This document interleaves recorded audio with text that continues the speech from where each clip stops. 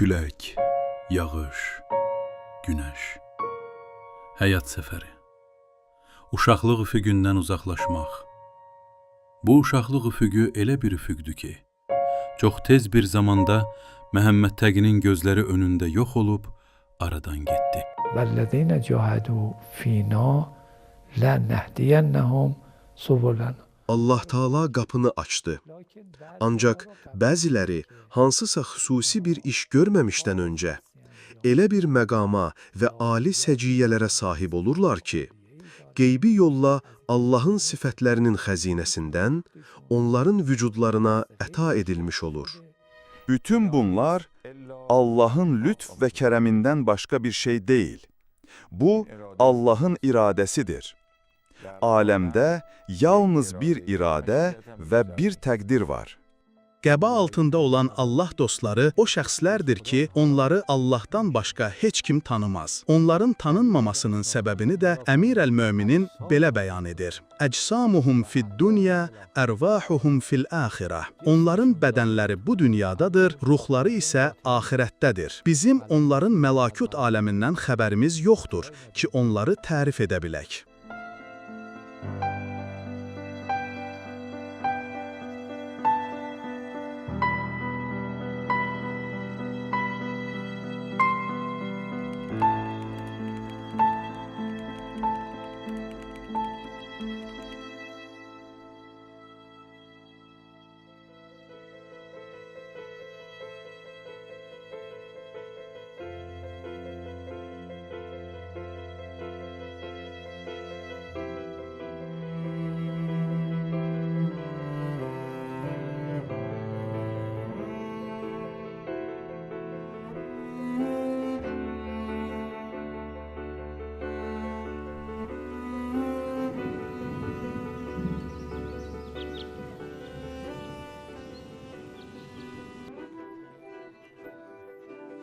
Məsumluq bir nemətdir ki, doğulduqdan sonra hər kəsə əmanət olaraq verilir.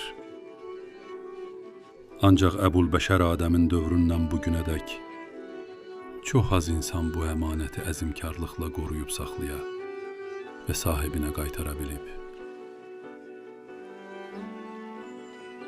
1295-ci şəmsi ilində Mirzənin evində yenə də məsum bir uşaq səsi eşidildi. 7 il öncə Təqdir 1-ci Məhəmməd Təqini onlardan alandan sonra Mirzə belə bir günün intizarını çəkirdi. Ola bilsin ki, bu illər öncə gördüyü həmin yuxunun yozumu olsun.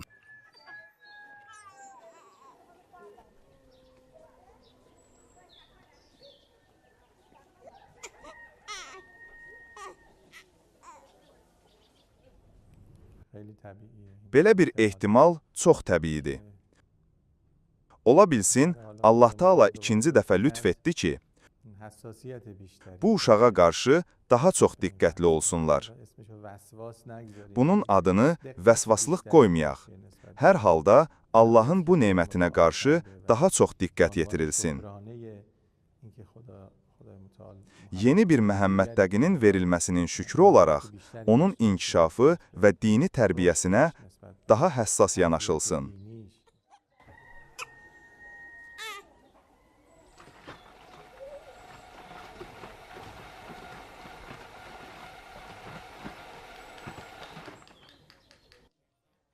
Mirzə və Mərziyə nigarandırlar. Ancaq nə edə bilərlər? Ruzigar öz axarı ilə gedir. Getdikcə hər şey daha da çətinləşir və ağırlaşırdı.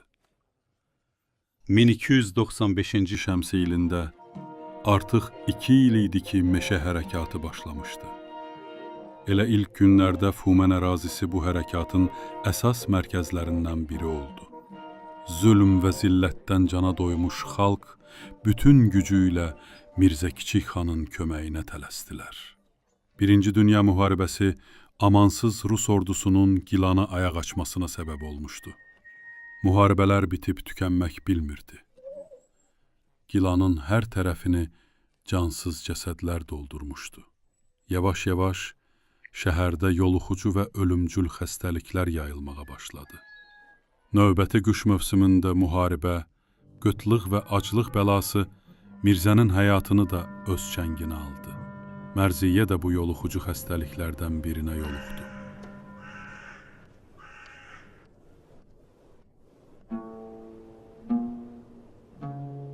Bir müddət sonra Mərziyyənin xəstəliyi daha da şiddətləndi. Bu ölümcül xəstəlik Südəmər Məhəmməd Təqiyə də yoluxa bilərdi. Ancaq təqdir bu oldu ki, həmin xəstəlik anasından ona keçmədi və o xəstəlikdən amanda qaldı. Mərziyyə cəmi 28 yaşında gənc bir qadın olmasına baxmayaraq xəstəliyə tab gətirə bilmədi və beləliklə xəstəlik onun həyatına son qoydu. Ölüm küləyi bir tufan kimi Mirzənin həyatını alt-üst elədi və Mərziyyəni ondan aldı. Bundan sonra Mirzə bu həyat yükünü tək başına daşımalı idi. Mərziyyənin yoxluğunu, uşaqların həsrətini və hamısından çox Məhəmməd Təqinin ağlamağını və dözümsüzlüyünü.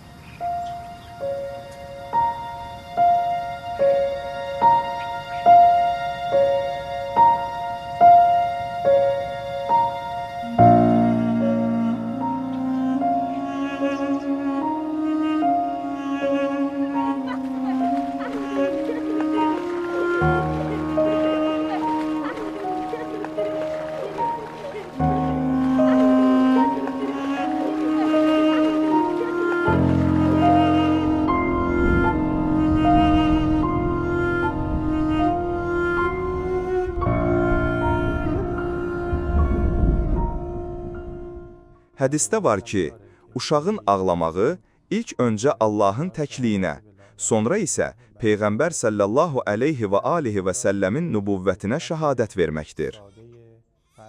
Uşağın sadə fitrəti ilk olaraq onun Allahı dərk etməsi üçündür.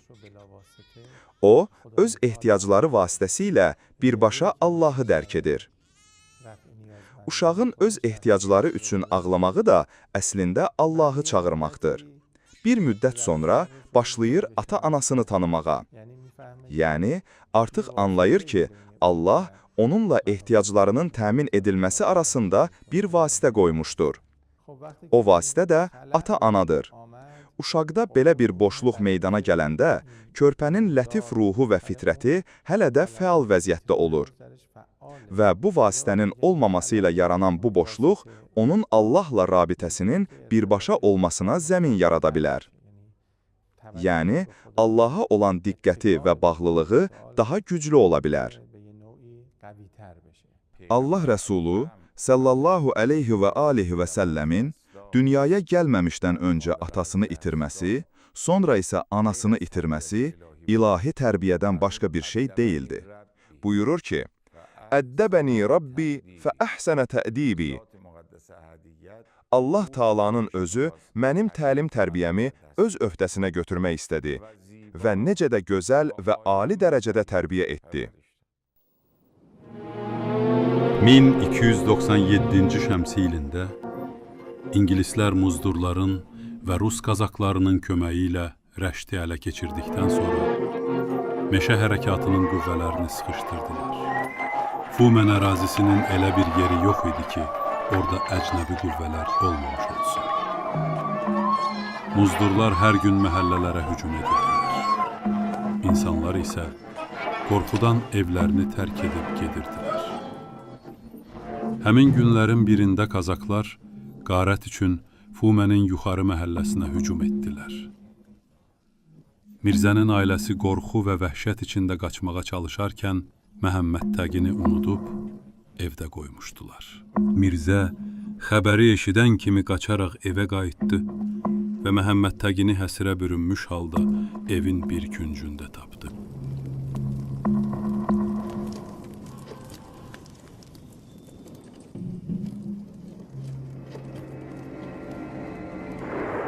1300-cü şəmsi ilindəki xəyanətlər nəticəsində meşə hərəkatı məğlub oldu və bu hadisə zamanı Mirzə Kiçik xan da şəhid oldu. O günlərdə Məhəmməd Təqinin 5 yaşı var idi və baş verən hadisələri qavraya bilmirdi. Ancaq anasının yoxluğunu bütün vücudu ilə hiss edirdi. Atası nə etsə də onda olan bu boşluğu tam şəkildə doldura bilmirdi. Məhəmməd Təqinin ana məhəbbətinə ehtiyacı var idi. Allahu Ekber, Elhamdülillah. Özündən böyük bir bacısı var idi. Təxminən 12-13 yaşlarında bir qız idi. Qardaşının təlim tərbiyəsini öz üzərinə götürmüşdü. Deyir ki, mən balaca olanda, məsələn 4-5 yaşım olanda, bacım bağda nəsə əkirdi. Mən də onun arxasınca düşmüşdüm. Bacım əkdiyi şeyin üstünə torpaq tökürdü. Mən isə onun nə etdiyini anlamırdım və onun əkdiklərini torpaqdan çıxardırdım. Bir xət boyunca gedəndən sonra mən axırda hamısını dəstələyib ona verdim. Allahu Ekber. Bismillahirrahmanirrahim. Elhamdülillahi Rabbil alemin. Errahmanirrahim. Maliki yevmiddin. İyyâke na'budu İyyâke na'budu ve iyyâke nestaîn. O, özünü bacısına çox borclu bilirdi. Fikrimcə, bacısı 1352-ci şəmsi ilində dünyasını dəyişdi. Təlqini də ağanın özü oxumuşdu. اهدنا الصراط المستقيم صراط الذين أنعمت عليهم غير المغضوب عليهم ولا الضالين بسم الله الرحمن الرحيم قل هو الله أحد الله الصمد لم يلد ولم يولد له كفوا أحد الله شو بیا بیا دخم خب جود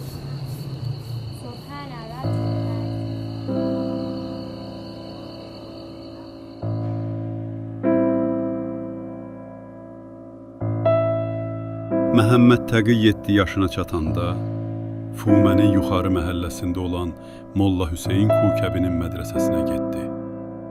Hələ də Fumənin yaşlı kişiləri mollanı və onun uzun çubuğunu yaxşı xatırlayırlar. Ağa Behçət məndən 1-2 yaş böyük idi. Həm 1-2 yaş böyük idi, həm də mədrəsəyə məndən tez getmişdi.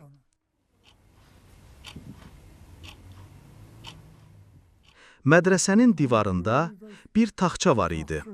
Müəllim olmayanda həmin taxçanın üzərində oturardı və uşaqlara nəzarət edərdi. Hətta sinif yoldaşlarından biri deyirdi ki, çöldə özünü çox sakit aparsa da, məktəbdə çox ciddi idi.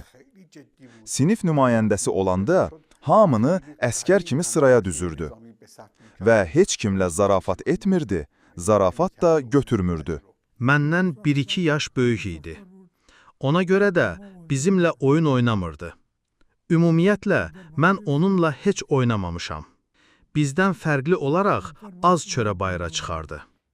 Heç kim Ağa Behçət qədər ömrünə qarşı həssas deyildi.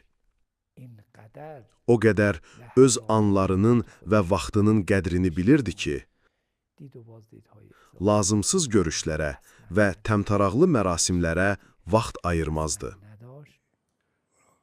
Bizim gördüyümüz böyük insanlardan biri də Şeyx Cavad Ənsari Həmədani idi. Həmədanda yaşayırdı. O da fövqəladə bir insan idi. Hətta bir gün mən Ağa Behçətə israr etdim ki, Şeyx Cavad Ənsari Quma gəlib. Olmaz ki, siz bir görüş təşkil edəsiniz. Onların hər ikisi də fövqəladə şəxslər idi. Dedi ki, xeyr, hər kəs özü üçün. Mən nə qədər israr etdimsə, gəlmədi. Sonda bir gün mənə dedi ki, Şeyx Cavad, məni bir gün qəbrə qoyanda, məndən soruşacaqlar ki, Rəbbin kimdir? Mən gərək buna bir cavab hazırlayayım. Peyğəmbərin kimdir deyə soruşanda, gərək cavabım olsun. Kitabın nədir deyə soruşanda, gərək cavabım olsun. İmamın kimdir deyə soruşulanda gərək cavabım olsun. Halbuki Ənsari kimdir sualını məndən soruşmayacaqlar. Ənsari hər kimdirsə özü üçün bir şəxsdir.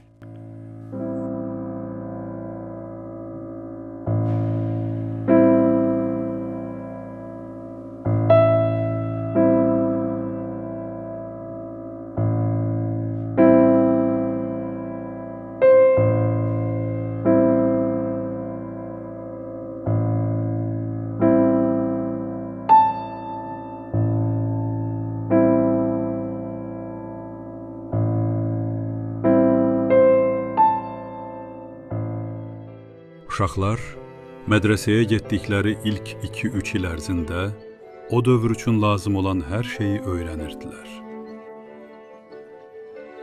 Adi yazıb oxumaqdan tutmuş, Sədi Şirazinin Bustan və Gülüstanına qədər biraz da hesab-kitab öyrənirdilər.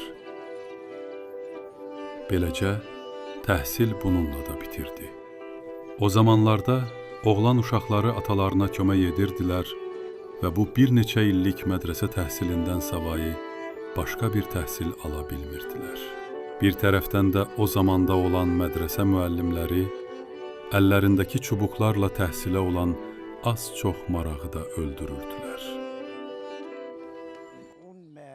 Bir dəfə müəllimimiz onun əlinə çubuqla vurmuşdu. Atası çox narahat olmuşdu. Belə bir şeir yazmışdı. Canımın parasına çubuq vurmaq nə demək? Bağıma, bostanıma çubuq vurmaq nə demək? Bu şəhleyhanıma çubuq vurmaq nə demək? Bu ləbi dəndanıma çubuq vurmaq nə demək? Bağıma, bostanıma çubuq vurmaq nə demək? Bil ki, bundan sonra çubuq vursan ona sən, ona yox, elə bil, Behcətə vurdun onu sən. Yəni, elə bil, məni vurmusan. Bu şeiri aparır və ustad şeirə baxıb deyir ki, Məhəmməd Təqi, məndən atana şikayət etmisən, beləcə uşağa daha çox məhəbbət göstərməyə başlayır. Bir gün qış fəsli idi. Bir neçə nəfər idik. Bizə dedi ki, evə getməyin, hava soyuqdur, burada oturun. Çörək və yumurta alıb yeyərik. Belə də etdi. Həmin gün biz Ayətullah Behcətin qonağı olduq. Mədrəsədə və Molla Hüseynin dərslərində keçən illər artıq sona çatırdı. Ancaq təhsil eşqi Məhəmməd Təqinin vücudunda bitib tükənmirdi. Məhəmməd Təqinin istedadı günü-gündən daha çox nəzərə çarpırdı. Bu isə Mirzəyə hər dəfə ona illər öncə verilmiş müjdəni xatırladırdı. Məhəmməd Təqi elm əhli olan atasının yanında bu istedadları tanıyır və ciddi şəkildə ona doğru can atırdı. Buna görə də yavaş-yavaş ətrafındakı uşaqlardan seçilməyə başlayırdı.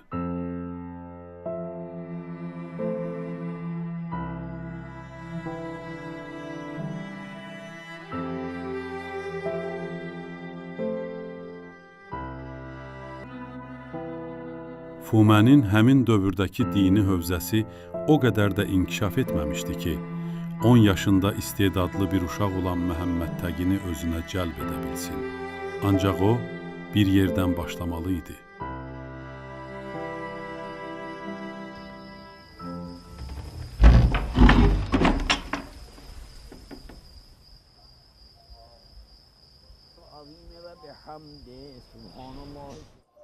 Fumənin o dövrdəki alimlərini kimsə doğru düzgün xatırlamır.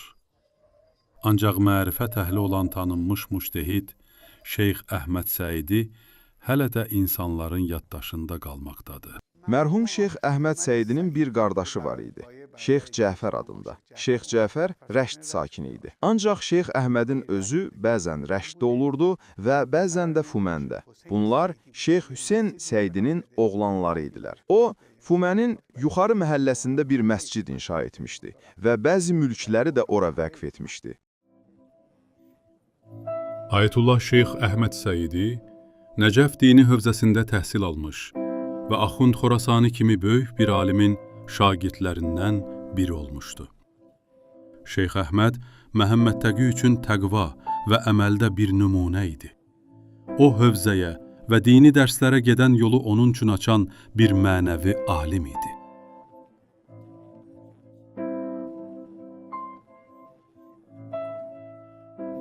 İllər sonra Məhəmməd Təqi Bəhcət Nəcəfdə ustadı barəsində söz açanda anlayır ki, mərhum Şeyx Əhməd Səidi və qardaşı Şeyx Cəfər hələ də burada iki parlaq ulduz kimi tanınırlar.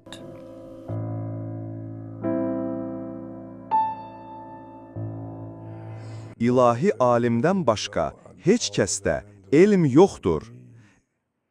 Elm əhli axtarıb, yer üzündə ilahi alim tapmalıdırlar və dini ondan öyrənməlidirlər. Allah Taala lütf qanununa əsasən özünə vacib bilir ki, insanların əlindən tutması üçün peyğəmbərlər göndərsin. Bu dövrdə də belə övliyaları göndərib ki, insanları doğru yola hidayət etsinlər. Ona görə də Ayətullah Behçət elə uşaq vaxtından Allah Taalanın xüsusi təlim-tərbiyəsi ilə böyüyüb. Elə isə, elə bir alimin arxasınca getmək lazımdır ki, sizi Məhəmməd və Ali Məhəmmədin vilayətinə doğru yönəltsin.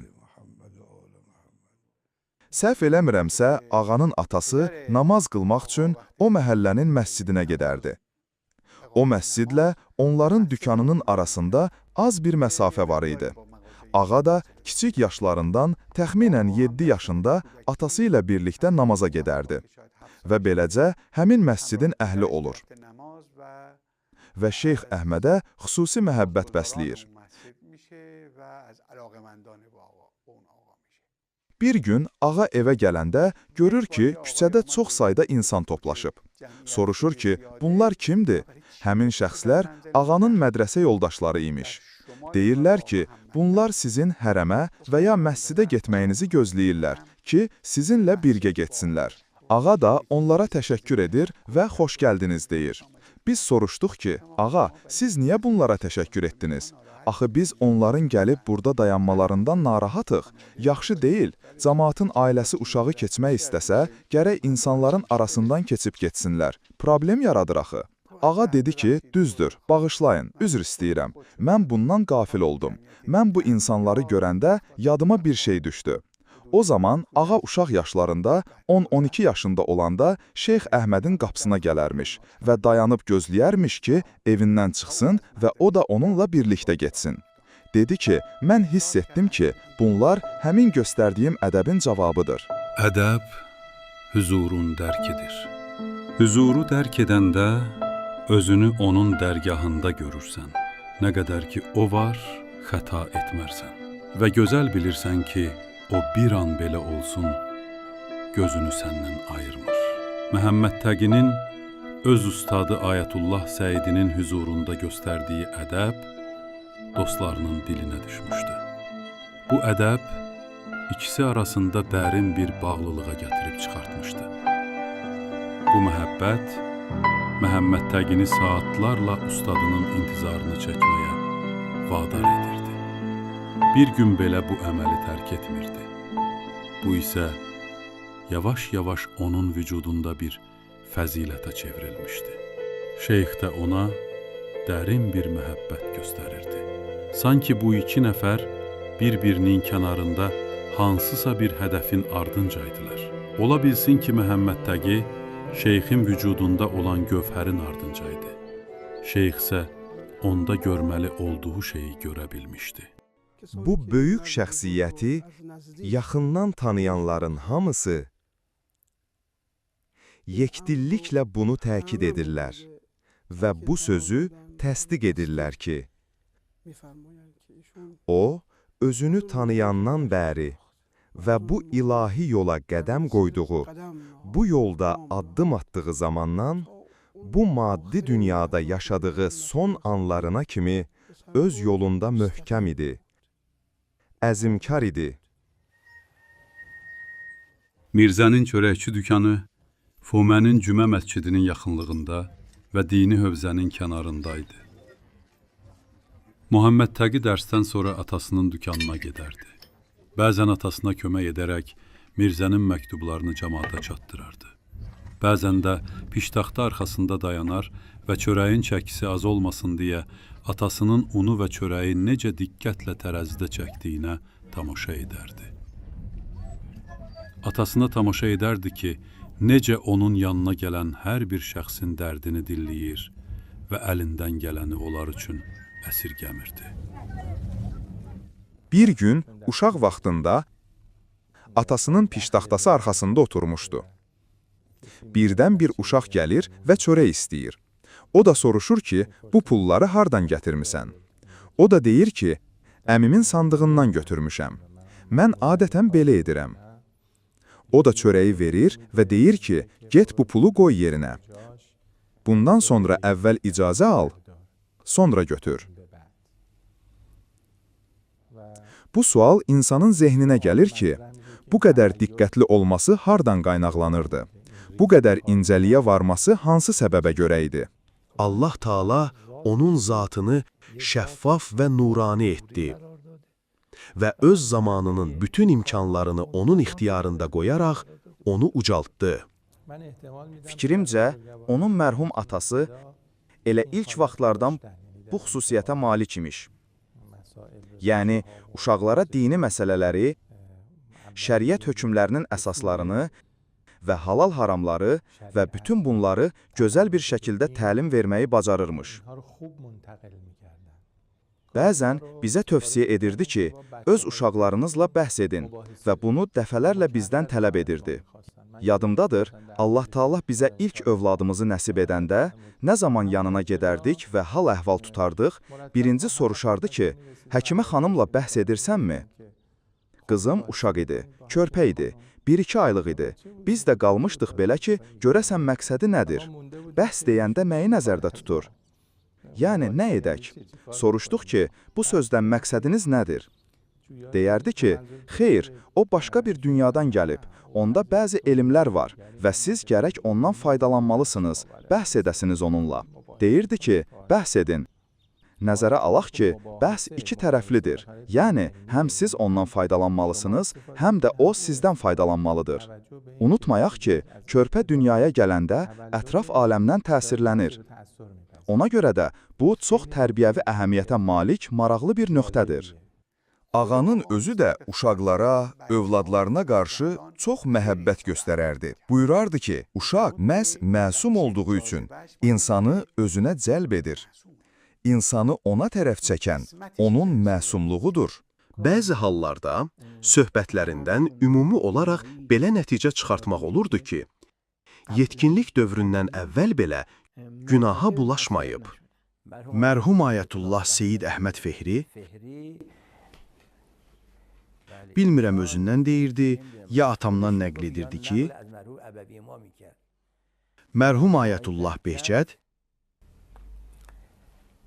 əməli cəhətdən ismətə sahib idi.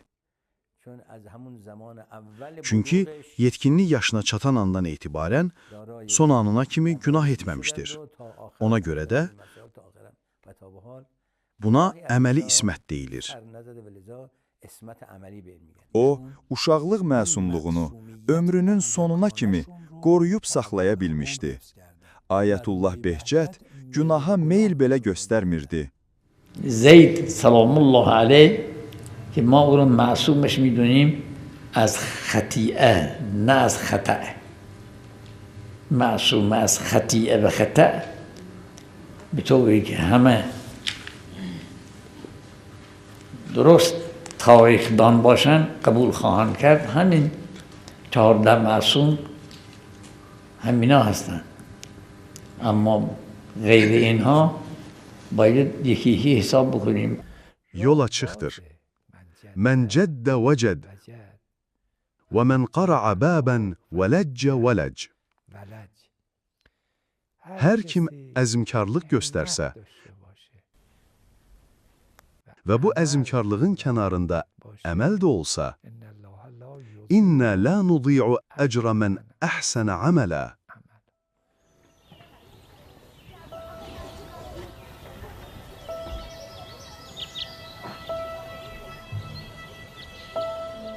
Məhəmməd Təqi uşaqlıq günlərini bir-birinin ardınca geridə qoyurdu. Uşaqlıq paklığını və məsumluğunu olduğu kimi qoruyub saxlaya bilsə də, ətrafında baş verən məsələlərə daha ciddi və dərin yanaşırdı. Bütün bunlar onun zehnini suallara qərq edirdi. Bu suallara Fuməndə cavab tapa bilmirdi. Artıq getmək zamanı idi. Elə bir yerə getməli idi ki, orada onun könül quşunun pərvaz etməsinə bir fürsət olsun.